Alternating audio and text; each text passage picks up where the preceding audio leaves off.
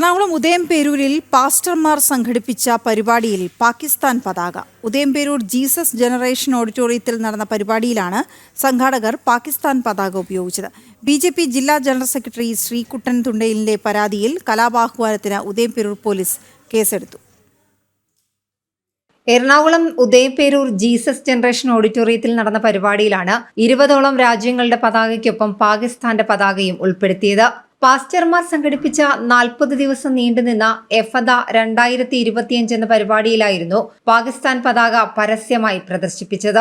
പരിപാടിക്ക് ശേഷം ഓഡിറ്റോറിയത്തിൽ നടന്ന മറ്റൊരു ചടങ്ങിൽ എത്തിയവരാണ് ഭാരതത്തിന്റെയും മറ്റ് രാജ്യങ്ങളുടെയും പതാകയ്ക്കൊപ്പം പാകിസ്ഥാന്റെ പതാകയും സൂക്ഷിച്ച നിലയിൽ കണ്ടെത്തിയത്. BJP എറണാകുളം ജില്ലാ ജനറൽ സെക്രട്ടറി ശ്രീകുട്ടൻ തുണ്ടത്തിലിന്റെ പരാതിയിൽ പരിപാടിയുടെ സംഘാടകനായ പാസ്റ്റർ ദീപു ജേക്കബിനെതിരെ ഉദയംപേരൂർ പോലീസ് കേസെടുത്തു. മതസ്പർദ്ധയ്ക്കും കലാപാഹ്വാനത്തിനുമാണ് കേസ്. പാകിസ്ഥാൻ പതാക പൊതുസ്ഥലത്ത് പരസ്യമായി പ്രദർശിപ്പിച്ച് ആരാധന നടത്തിയെന്ന് FIR-ൽ പറയുന്നു. അതേസമയം രാജ്യങ്ങളുടെ സമാധാനത്തിനായി നടത്തിയ പരിപാടിയെന്നാണ് സംഘാടകരുടെ വിശദീകരണം.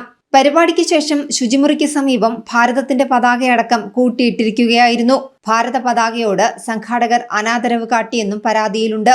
രാജ്യസുരക്ഷ മുൻനിർത്തി സംഭവം ഗൗരവമായി കണക്കിലെടുത്ത് നിയമ നടപടികൾ സ്വീകരിക്കണമെന്നാണ് ആവശ്യമുയരുന്നത്. ജനം, കൊച്ചി.